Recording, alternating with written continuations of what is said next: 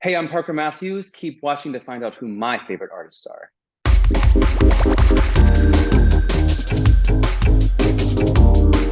We are super excited to welcome to the Kelly Alexander Show a Los Angeles-based singer, songwriter, pop artist, all that sort of good stuff. He's got a new song out called More Than Friends, and we're very excited to welcome to the show. Hello, Parker Matthews.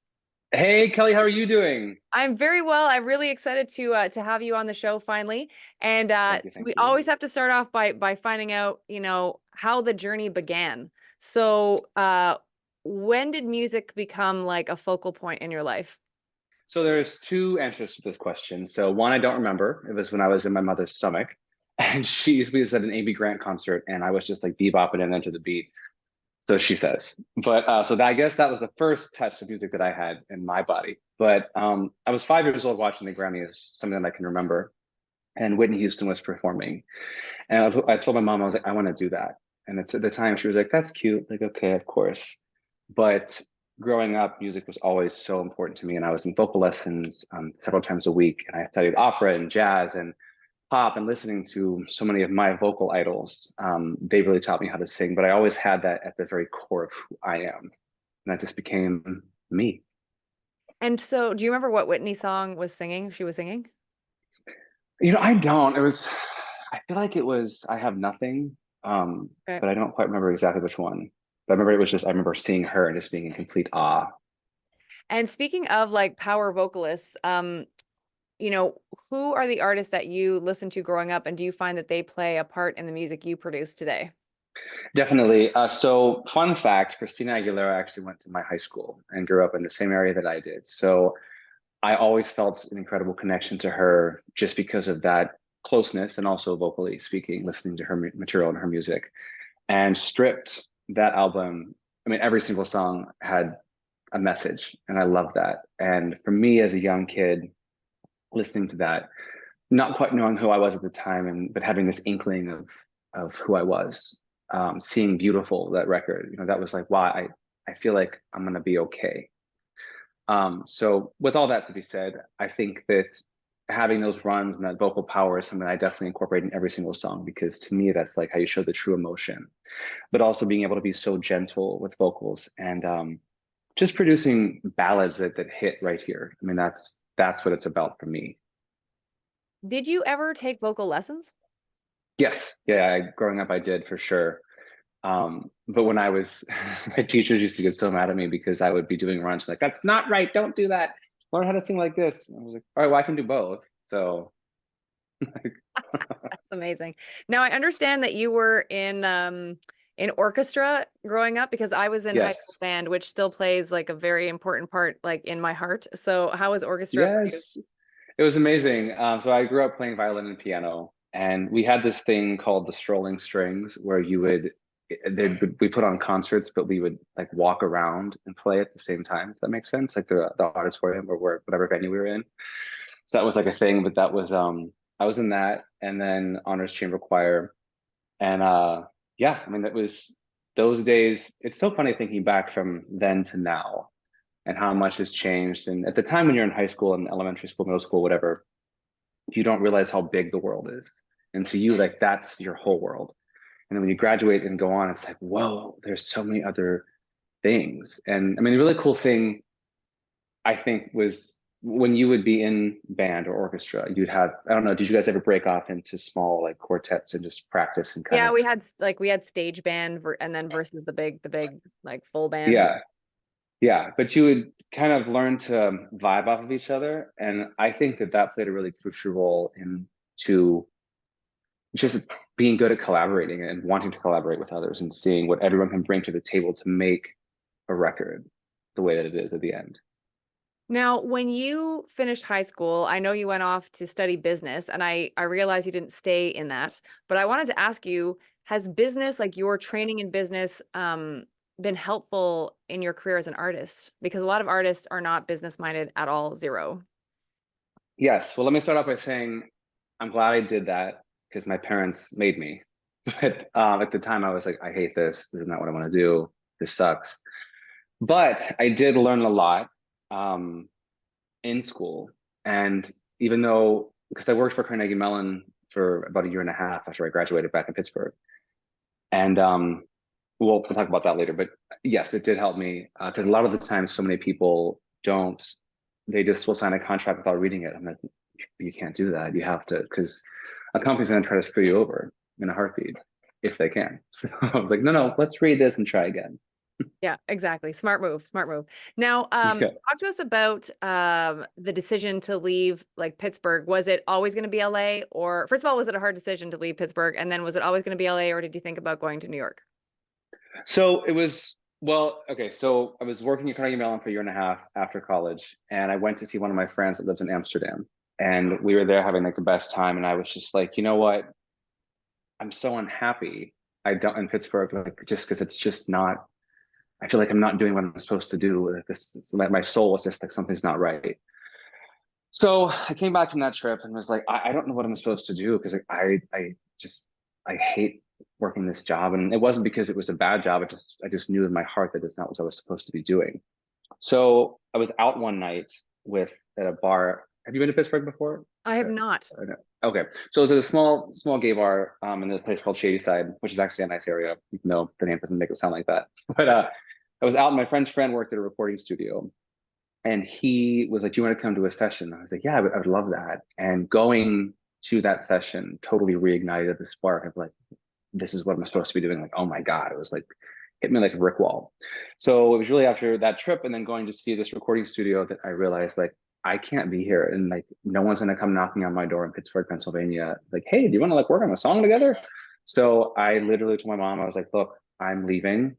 I don't have a plan really, but the plan is to go to LA and I will figure it out. So I packed 7 bags, shipped my car, never looked back. It was definitely a whirlwind, I will say, between then and now. But the hustle was very real. And I think that if you put your mind to it, you can do anything, as cliche as that might sound. It is true. Joining us on the Kelly Alexander Show is pop recording artist Parker Matthews. Don't forget to hit up his website, officialparkermatthews.com, to grab all of his social media handles. Parker, when you landed in LA or got to LA, was there a sense of like, oh my God, what did I just do? Or was it like, no, this is the land of opportunity for me? It was definitely when I landed, I was super excited. But when we got to my apartment, my best friend had come with me, and all my stuff was there. And I was just kind of like, I'm thinking I'm going to have an anxiety attack because I don't even know where to begin. And he was like, all right, let's start with this box, and then we'll go from there. So thankfully, he was with me. But this might sound dumb, but I remember I went to there's a place called The Grove. It's a shopping mall, and I used GPS to get there. And this was the very first night. And I was like, you know what? I'm going to figure out how to get back home. Like, I didn't use the maps, and it took me a long time, but I figured it out. That's amazing. And I did want to ask you too, like when you got to LA, how quickly did you start to find your community? Because like, I've interviewed a bunch of artists, especially Canadian artists who have headed down to LA. And I know like a good contingent of Canadians that have like kind of found their communities, and Yeah, they all kind of seem to find each other at some point. yeah, And then I've had different stories where some people, really loved being in LA and kind of found their community quickly. And then others saying like, no, this is not for me. So obviously you've been there for 7 years, so it is for you. But how quickly yeah. was that turnaround to start in like finding your place in the music world?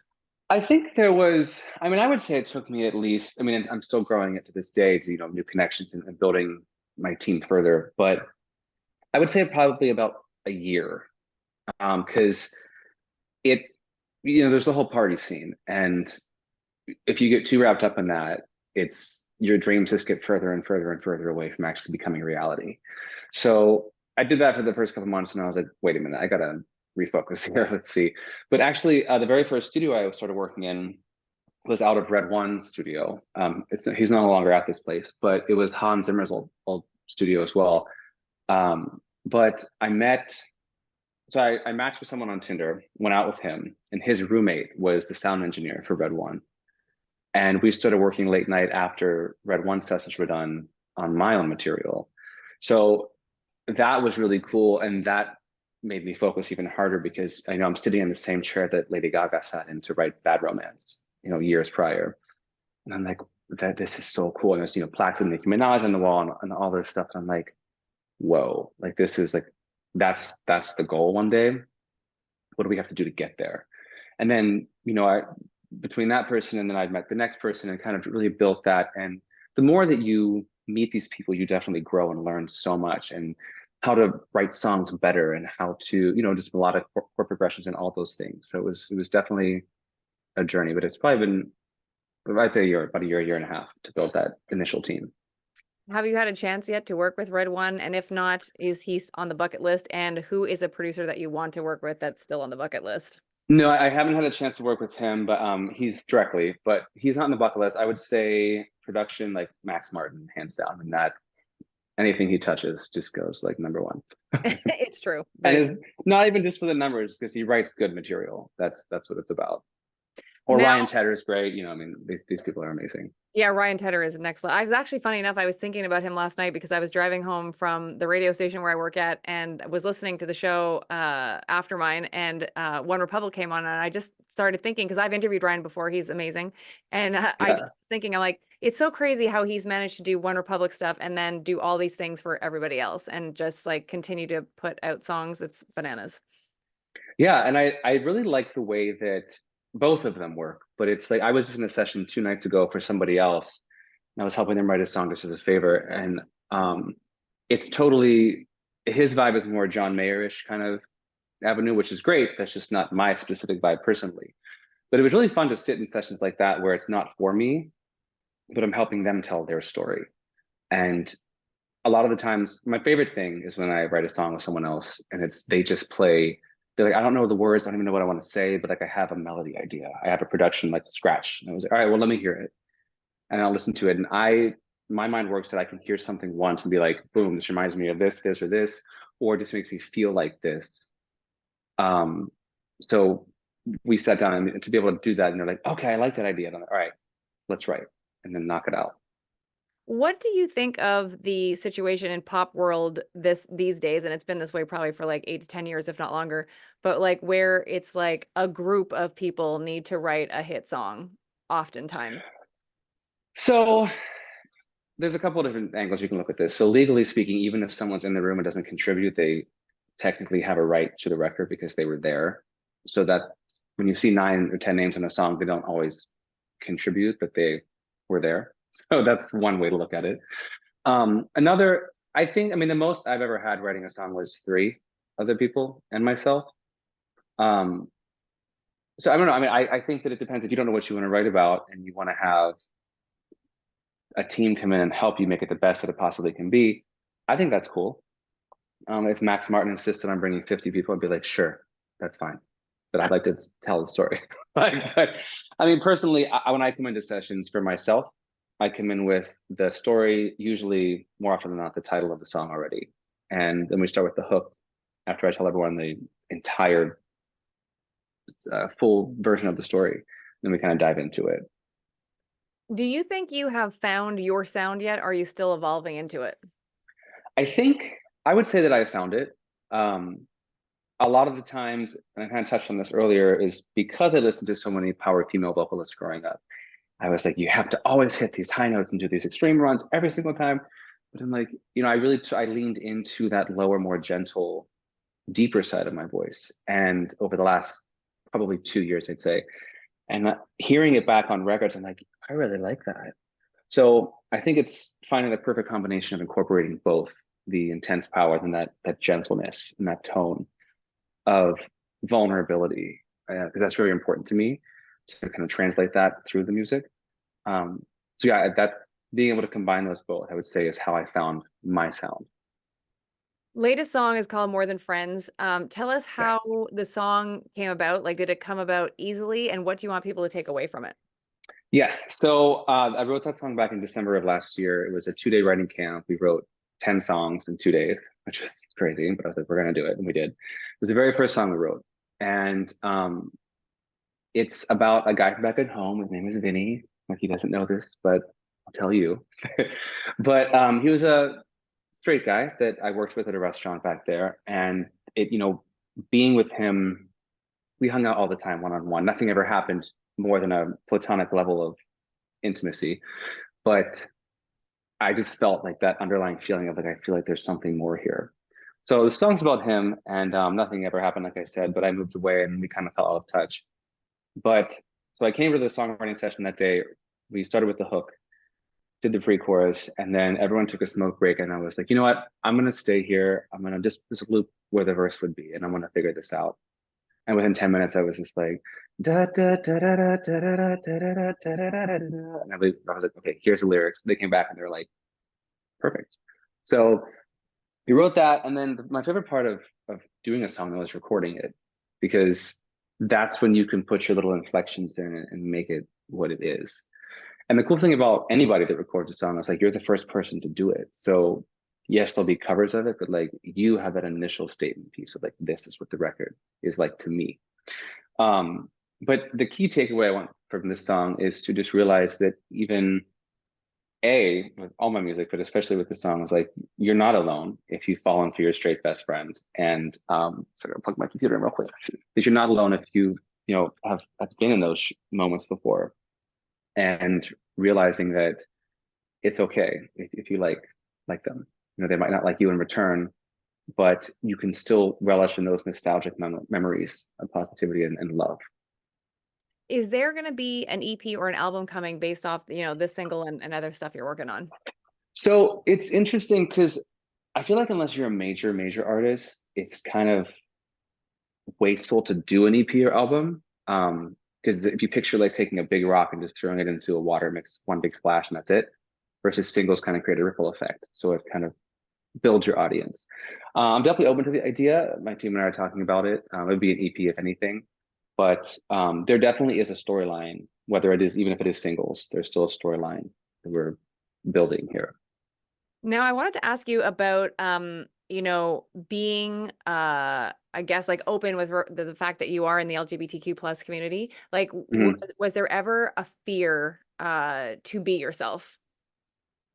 It was never a fear. I just kind of got steered away from using he or him and more you or they.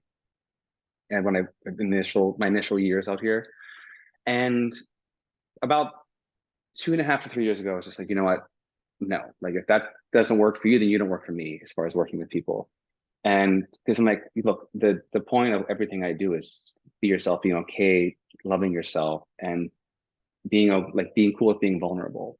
So I was like, if that's what I want to say, but then I can't even say he, him, then what are we doing here? I was like, no, this is my material, this is my music, and this is my story. So it wasn't about you, it was about him. He broke my heart. There's no question about that. So that was kind of the first big step that I took, and I'm like, no, this is me, part of my sleeve. I don't care. I want to be the most authentic version of me that I can. Do you feel a responsibility, because you're an artist and to be a role model for maybe young kids in the LGBTQ plus community who might be looking up to you? And because it is still a struggle, I mean, things are much better than they were even 15 years ago, but it's still hard. Yeah, 100%. And even though way before me there was Freddie Mercury and George Michael, but I feel like it was for sure not accepted back then, and even when I was growing up, it was still kind of like, well, maybe like, but now the world is, at least this country, is a lot more open.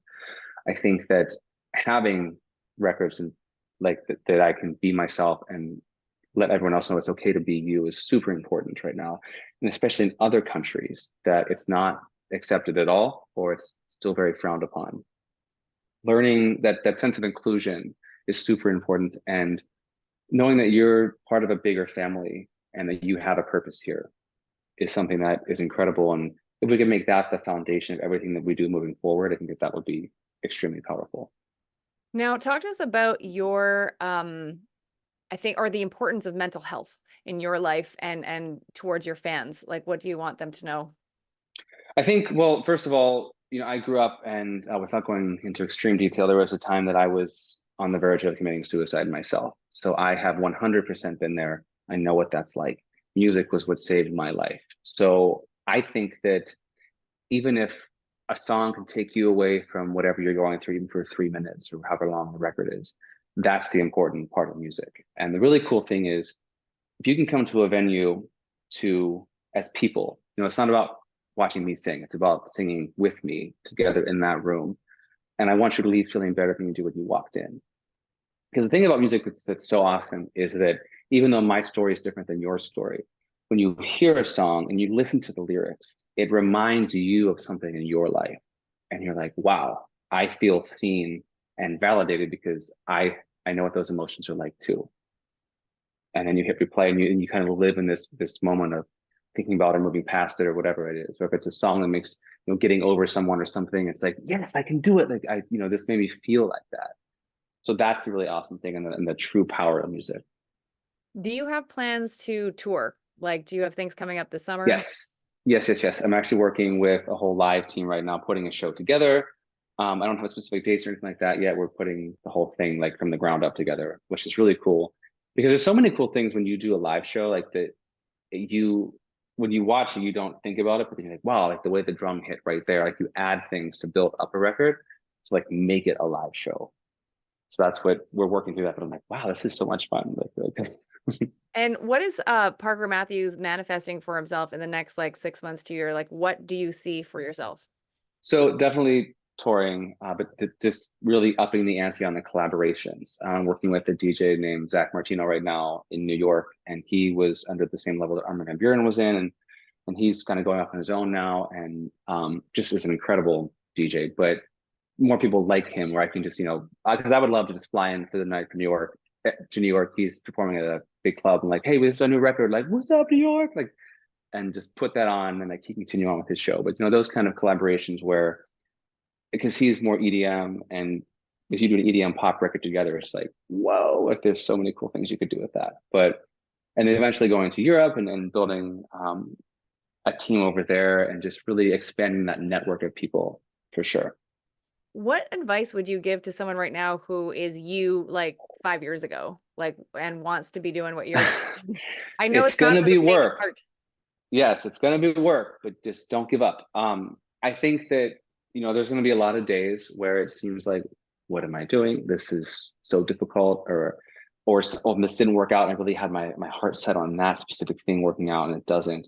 That's okay, because there's the old saying, one door closes, another one opens.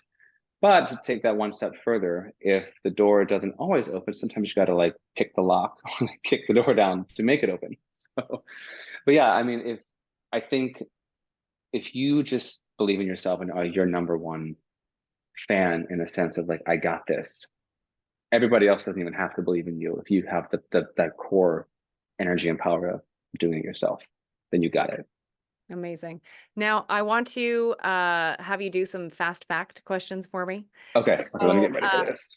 question number one, if you could switch places with any artist or producer for one day, who would it be and why?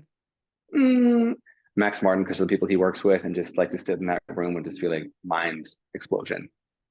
Is there a top 40 song in the last like 2 years, maybe in fact 5 years, whatever it is, that you wish you had written? It's a little longer than five, but Into You by Ariana Grande. Great song. Great song. Yeah. If you could be in a writing session with three other songwriters, who would it be? Bonnie McKee, Ryan Tedder. I've already said Max Martin once, but ooh, I would say those three. Like off the top, that'd be who it was. Amazing. Now, what is your favorite way to procrastinate? Well, I have extreme ADHD, so pretty much anything shiny will do. Um, like I think I jump from task to task. So I'm like, oh no, what's this? Oh, that needs to be cleaned. Oh, wait a minute. And then it's there's cabinets open, there's all kind of things. It just takes me forever to get something done. What do you always have in your fridge? Sparkling water and Coke Zero Okay. What's the screensaver on your phone? is let me show you right now. It's a broken piano because it reminds me of all my reminders too. Like it's even when you're broken, you can still make music. That's really cool. I love that. That's amazing. And if you could go out to dinner with an artist who's either alive or dead to pick their brain, who would it be? I mean, because I haven't met her yet, and she's my hometown girl, Christina Aguilera, for sure. And if you were if you had to move anywhere else in the world right now apart from Los Angeles to further your career, where would it be? Probably New York, because even though it's more Broadway, there still is a lot of pop happening there, and some great, great recording studios. Amazing. And what message do you want to leave your fans with? No matter what this day holds for you, know that you are loved, you belong here, and you deserve the very, very best. Parker, thank you so much for doing this. Thank you for having me, Kelly. I love being here. Thank you. Thank you. Make sure you follow Parker Matthews. Hit up his website, officialparkermatthews.com, to grab all of his social media handles. Hey, it's Kelly Alexander, and thank you so much for watching. Please make sure to subscribe to our YouTube channel, youtube.com/Kelly Alexander Show, so you are the first in line for all the cool content coming your way.